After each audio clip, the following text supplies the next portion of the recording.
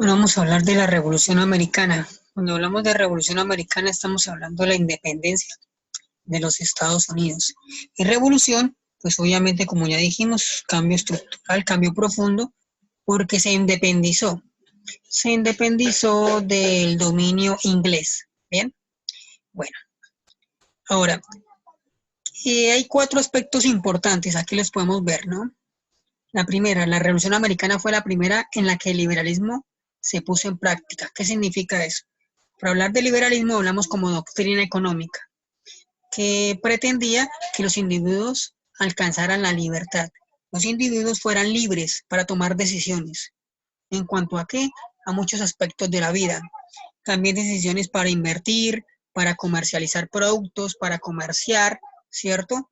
Para crear empresa. Entonces, libertades individuales.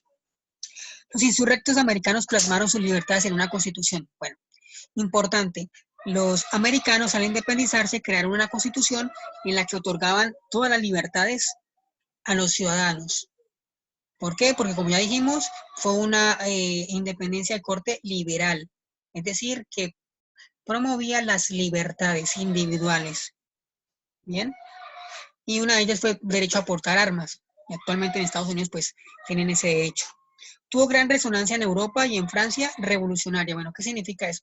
Resulta que la independencia de Estados Unidos fue antes de la Revolución Francesa, que fue en 1789. Y aquí vemos que fue antes, ¿no?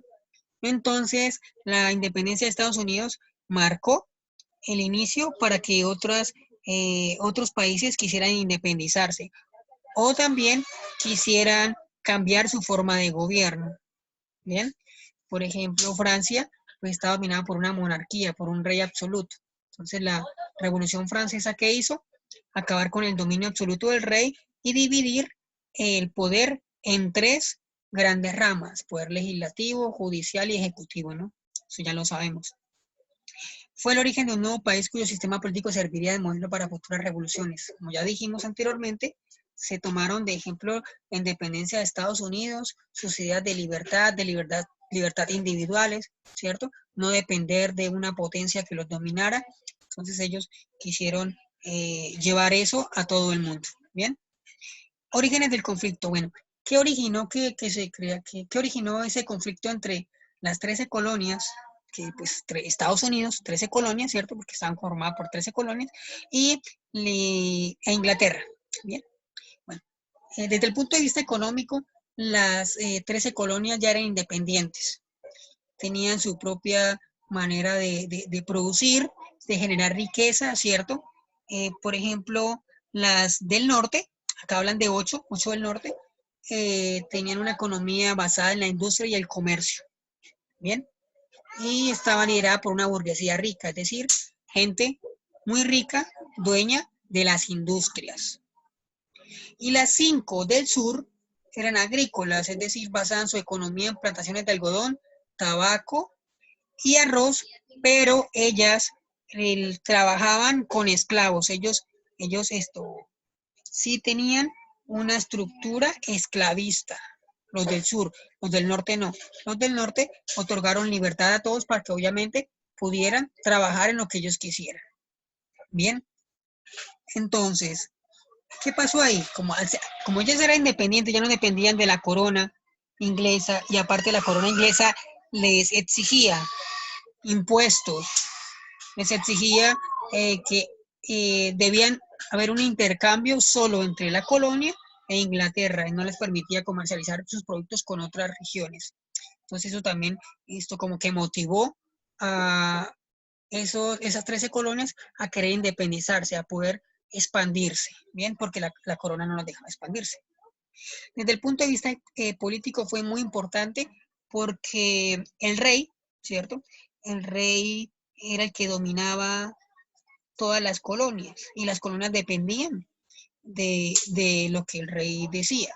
Entonces no gozaban de autonomía, ¿cierto? Aparte, pues, los colonos eh, dependían, ¿cierto?, de la autoridad inglesa y ellos no se sentían representados, porque obviamente Inglaterra quedaba en Europa y América, pues, Estados Unidos quedaba en otro continente, el continente americano. Entonces no se sentían representados políticamente.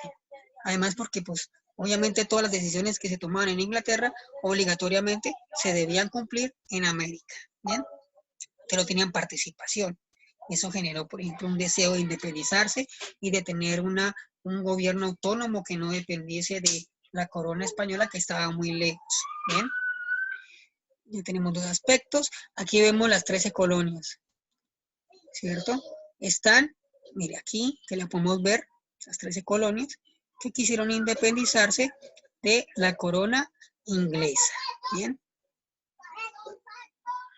Aquí ya tenemos las causas, obviamente ya las dijimos. Entonces, las dos grandes causas son político y económico. Desde político querían una autonomía, ¿cierto? Para poder gobernarse, no depender de un rey que obviamente estaba en otro territorio. Y segundo, desde el punto de vista económico, ya tienen autonomía económica. Aparte de eso, pues obviamente había un malestar por el aumento de los impuestos. Entonces ellos aumentaban los impuestos, obviamente tenían que pagar más impuestos, ¿cierto? Fruto del trabajo de ellos. Entonces ellos estaban descontentos, pues porque obviamente trabajaban para pagar impuestos a un rey que no los representaba, ¿no? Entonces eso los motivó a querer ser independientes y a crear la primera constitución liberal, bien, de corte liberal, que promulgaba libertades individuales, libertad de prensa, de opinión, de culto, de pensamiento, ¿cierto? Libertad económica, para que obviamente fueran independientes. Bien, eso a grandes rasgos lo que queremos mostrar de la independencia de los Estados Unidos. Bien, bueno, espero que le haya servido mucho. Vamos a ver, entonces vamos a